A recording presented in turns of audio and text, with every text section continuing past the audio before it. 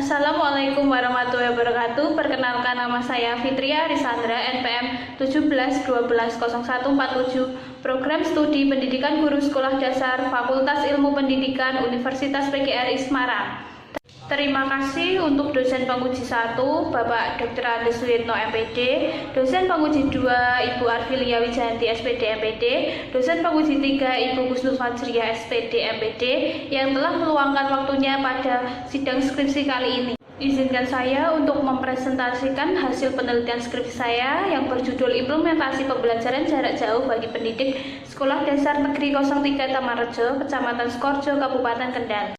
Konteks penelitian, Kementerian Pendidikan dan Kebudayaan Republik Indonesia menerbitkan Surat Edaran Nomor 15 Tahun 2020 tentang pedoman penyelenggaraan pembelajaran dari rumah dalam masa darurat penyebaran COVID-19 yang menurut lembaga pendidikan untuk melakukan inovasi dan proses pembelajaran. Salah satu bentuk inovasi tersebut adalah dengan melakukan pembelajaran jarak jauh atau PJJ atau dalam jaringan daring. Perkembangan belajar peserta didik akan sangat bergantung pada baik tidaknya proses kegiatan belajar mengajar atau KBM yang disampaikan oleh guru. Perkembangan belajar peserta didik di rumah pada masa pandemi COVID-19 akan cenderung berbeda dengan perkembangan belajar di sekolah, sehingga guru sebagai fasilitator harus memiliki berbagai inovasi, kreasi, agar memberi motivasi bagi peserta didik dalam melakukan kegiatan belajar mengajar. Penelitian ini difokuskan pada bagaimanakah implementasi pembelajaran jarak jauh bagi pendidik Sekolah Dasar Negeri 03 Tamanrejo, Kecamatan Skorjo, Kabupaten Kendal.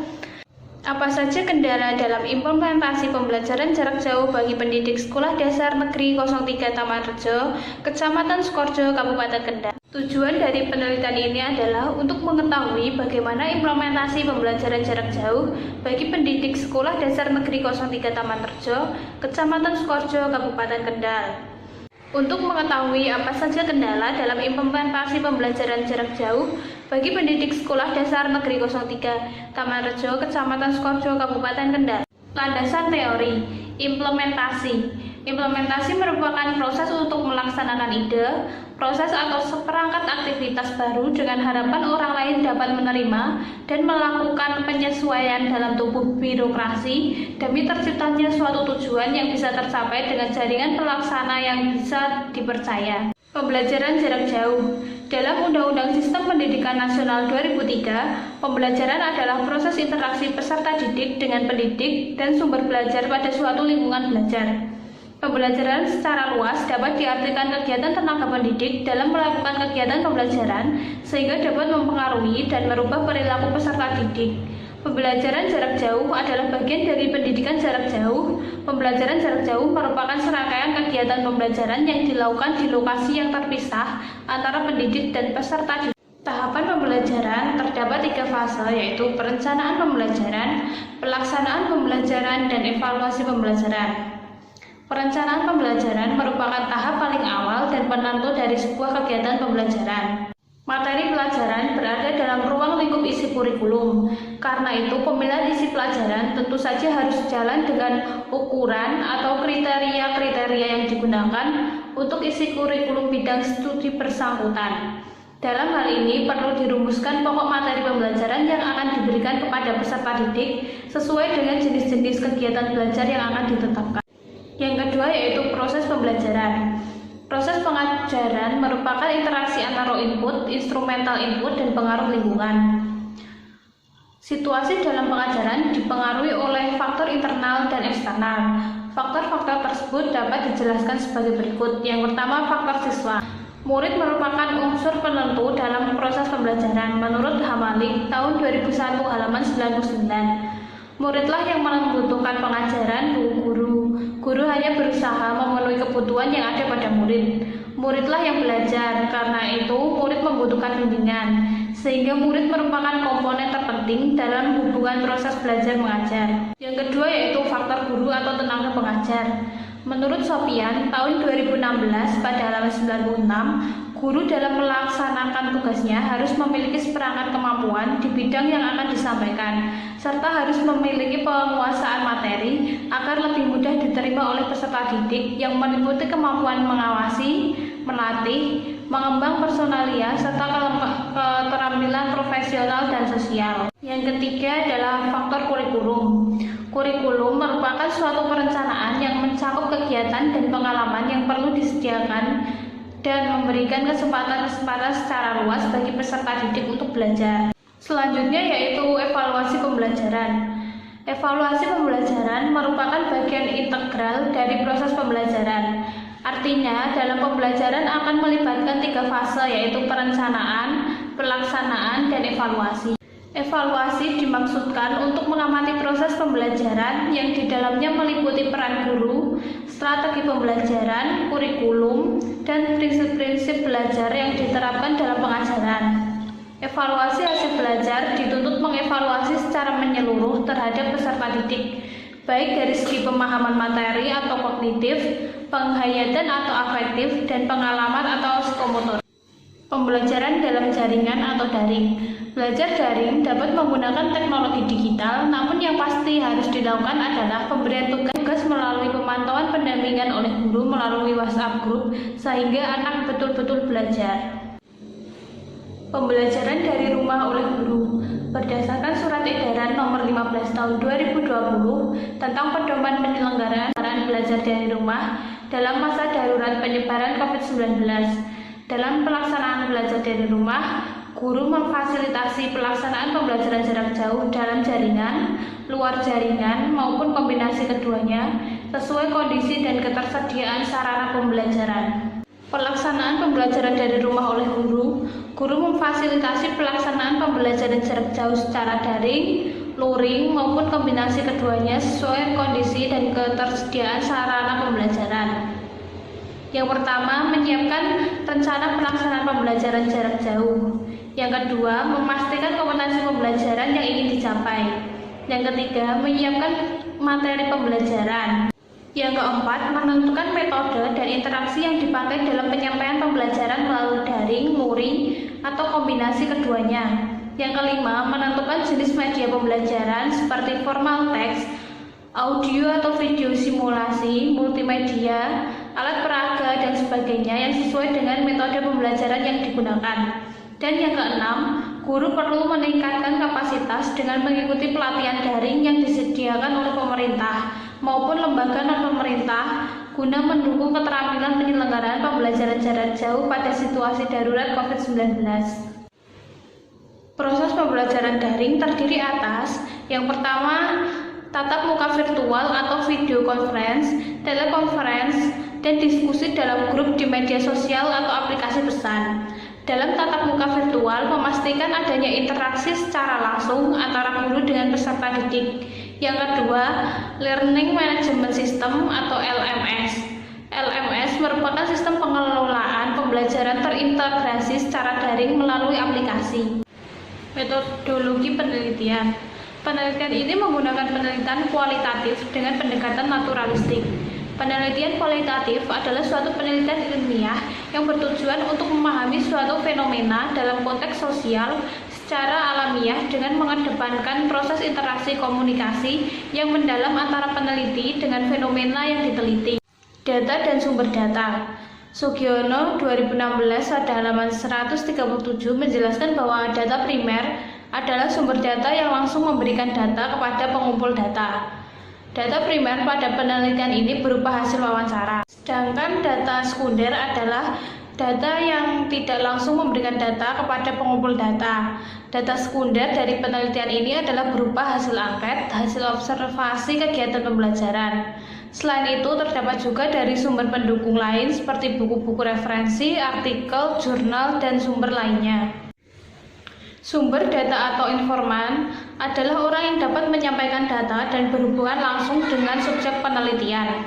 Sumber data dalam penelitian ini yaitu guru dan peserta didik Sekolah Dasar Negeri 03 Tamanrejo, Kecamatan Sukoharjo, Kabupaten Kendal.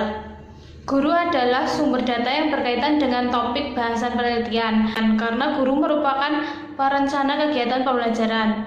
Selain itu, guru berhak sebagai informan yang paham betul karakteristik siswa dalam kegiatan belajar. Subjek dalam penelitian ini adalah peserta didik kelas 1 sampai dengan kelas 6, sehingga peneliti membutuhkan informasi yang disampaikan secara langsung oleh peserta didik dalam kegiatan wawancara terstruktur. Metode pengumpulan data yaitu dengan observasi, wawancara, lembar angket, dan dokumentasi. Lembar observasi disusun guna untuk mempermudah pengamatan implementasi pembelajaran daring oleh guru Sekolah Dasar Negeri 03 Tamanrejo, Skorjo, Kendal. Lembar observasi terdiri dari perencanaan pembelajaran, proses pembelajaran, dan evaluasi pembelajaran. Pedoman wawancara yang digunakan disusun secara sistematis dan disesuaikan dengan kebutuhan penelitian. Daftar pertanyaan yang ditanyakan terstruktur agar pembahasan selama wawancara tidak keluar dari fokus penelitian. Lembar angket diberikan kepada kepala sekolah dengan tujuan agar peneliti dapat memperoleh informasi tambahan terkait dengan pembelajaran daring Sekolah Dasar Negeri 03 Tamanrejo, Skorjo, Kendal. Pengisian angket berdasarkan pada penyesuaian pernyataan yang sudah divalidasi oleh validator dengan memberikan simbol centang pada kolom jawaban ya atau tidak sesuai dengan kondisi yang terjadi. Dokumentasi terdiri dari lembar hasil observasi, lembar wawancara, lembar angket, serta bukti pengamatan berupa foto. Keabsahan data menggunakan teknik triangulasi data.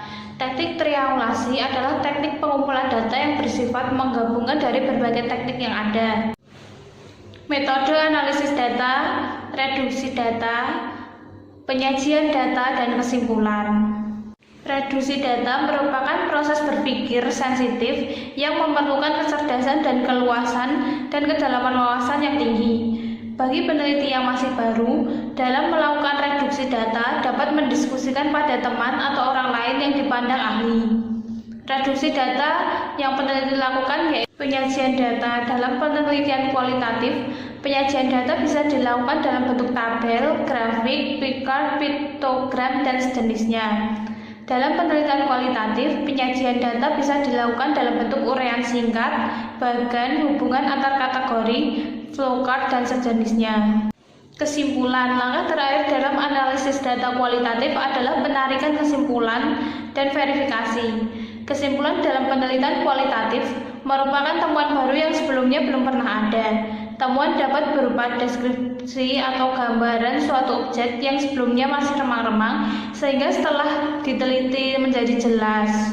Tahapan penelitian: menyusun rancangan penelitian, memilih lapangan penelitian, menyusun perizinan, menjajaki dan menilai lapangan, memilih dan memanfaatkan informan, menyiapkan perlengkapan penelitian, tahap analisis data, dan membuat kesimpulan. Hasil penelitian. Pada hasil penelitian dan pembahasan, analisis menggunakan instrumen yang dibuat untuk guru kelas 1 sampai dengan kelas 6, kepala sekolah, serta peserta didik, serta diperoleh dari hasil observasi kegiatan pembelajaran daring bahwa implementasi pembelajaran daring di Sekolah Dasar Negeri 03 Tamanrejo, Skorjo, Kendal memiliki kendala. Kendala pembelajaran daring menurut guru adalah: yang pertama, koneksi internet yang kurang stabil pada saat pembelajaran daring langsung dan tidak semua peserta didik memiliki handphone. Yang kedua, kesiapan peserta didik mengalami hambatan, seperti guru mengirimkan materi melalui WhatsApp grup namun sampai ke peserta didik waktunya telat. Yang ketiga, dalam pembelajaran daring ini ada peserta didik yang mengikuti, menyimak, fokus dalam pembelajaran, namun ada juga yang abai. Namun sebagian peserta didik sudah mengikuti pembelajaran daring dengan baik. Sedangkan berdasarkan hasil wawancara peserta didik, kendala dari pembelajaran daring ini adalah: yang pertama, jaringan internet yang tidak stabil dan susah. Yang kedua, peserta didik sulit dalam memahami materi yang disampaikan oleh guru. Yang ketiga, peserta didik dapat menggunakan media pembelajaran online, namun butuh waktu untuk bisa memahami materi yang disampaikan. Kesimpulan dan saran. Kesimpulan: berdasarkan hasil penelitian dan pembahasan, implementasi pembelajaran jarak jauh secara keseluruhan sudah dilaksanakan oleh guru Sekolah Dasar Negeri 03 Tamanrejo, Skorjo, Kendal. Kendala dalam pembelajaran di Sekolah Dasar Negeri 03 Tamanrejo, Skorjo, Kendal yaitu tidak semua peserta didik mempunyai HP, jaringan internet yang tidak stabil, dan pemahaman materi yang kurang maksimal dan sulit untuk memahami materi. Saran yang pertama, sekolah hendaknya memberikan fasilitas lebih kepada guru agar pelaksanaan pembelajaran daring berjalan dengan maksimal. Yang kedua, memberi motivasi lebih kepada peserta didik agar saat proses pembelajaran melalui jaringan, peserta didik tetap memiliki semangat sehingga tujuan pembelajaran tercapai dengan maksimal. Yang kedua, memberi motivasi lebih kepada peserta didik agar saat proses belajar melalui jaringan, peserta didik tetap memiliki semangat sehingga tujuan pembelajaran tercapai dengan maksimal. Guru memfasilitasi peserta didik dalam kegiatan tanya jawab sehingga peserta didik dapat menyampaikan materi yang belum dipahami. Sekian presentasi yang dapat saya sampaikan, kurang lebihnya mohon maaf. Wassalamualaikum warahmatullahi wabarakatuh.